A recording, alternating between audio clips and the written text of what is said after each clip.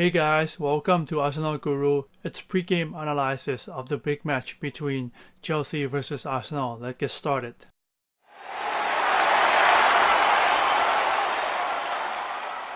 The biggest game for this weekend is the London derby match between Chelsea and Arsenal at Stamford Bridge. It is another test for Arsenal once again, as they are playing against big clubs in the Premier League this weekend against Chelsea. Is Arsenal going to get trashed like what happened in the game against Liverpool, or is it going to be different? We'll find out on Sunday. And also, can Chelsea finish the game with 11 players in the field?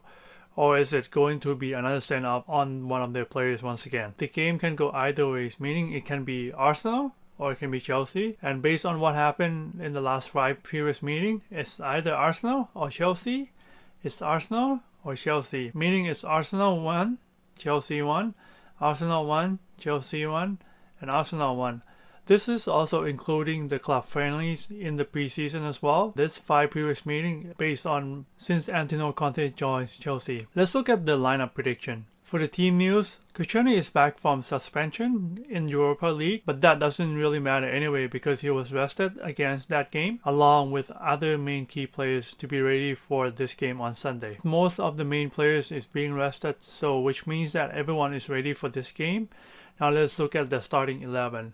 Obviously, in goal is going to be Peter Cech. That is a no-brainer. And look at what happened on the mistake that was made by Ospina on Thursday. For the back three, which is our strongest back three, it's Mustafi on the right, Koscielny in the middle, and Monreal on the left. Even though Monreal played on Thursday, but he will be fit and ready for this game, as he never really get injured at all. We might see Koscielny on the right and Mustafi in the middle, as it happened in the game against Bournemouth. For the wingbacks on the right, obviously it's going to be Hector Bellerin on the right and Kolasinac on the left. For Bellerin, he has to make sure that when he pushes forward, he has to be careful with that because Chelsea has Eden Hazard on the left-hand side, and also we have to be aware of Chelsea's counter-attack. We are able to run back and defend that before it actually happened. For the left-hand side, Kolasinac should provide some threat against Victor Moses, as he already showed what he's capable of. I hope that he might be able to provide some crosses in this game, maybe an assist in this game. That would be great. For the middle two, obviously it's going to be Granit Xhaka on the left and Aaron Ramsey on the right. For Aaron Ramsey, he has to make sure that he sticks to his position. He cannot run out of his position once again. We do not need him to run forward and become another striker. We don't need that. We need him to stay in the middle to be able to let other teammates pass the ball to him, and also to connect from the back to the middle and from the middle to the front, because that was happened before. We cannot get out from the back. The reason being because of him our position.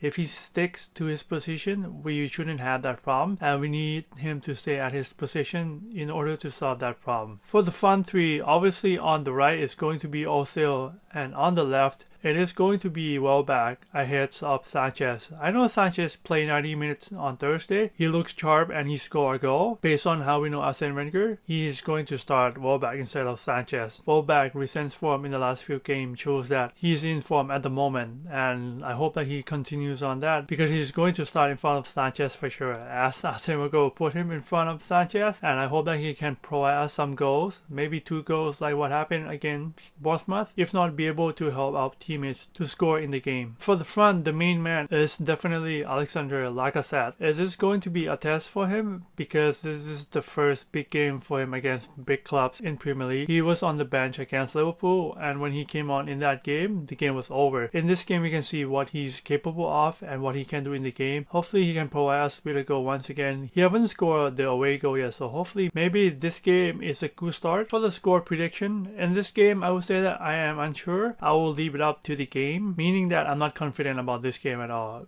As I mentioned earlier, that it can go either ways. It could be us or it could be them. If we get a draw in this game, that's great. But if we win in this, that is fantastic because we do need 3 points. We already dropped 2 games in a row in the first 3 games, and we cannot let that happen again. So winning would be great.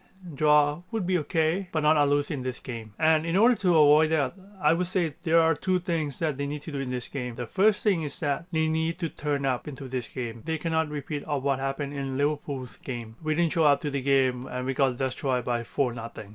We cannot let that happen. We need to come into the game and be focused and ready that, okay, we come in here, we are ready to play, and we come here to win the game, not just come here to play or just to lose the game. On top of that, what they should do is that they should start out the game well. It shows in the game against Leicester and also in against Bournemouth. It doesn't show Cologne and Liverpool. That's why we lost those games. But when we start the game well, we have the chance to win the game. So we need to do that. There's no excuse of not starting well, as I don't see why we cannot do that. And hopefully that is going to happen, and it's going to be a fun, exciting game, and we'll see what happens. So that is it, guys. That's it for the pre-game analysis between Chelsea and Arsenal. Let me know what you guys think about the game in the comments below. If you guys like this video, don't forget to give it a thumbs up and don't forget to subscribe, and I'll see you guys after the game.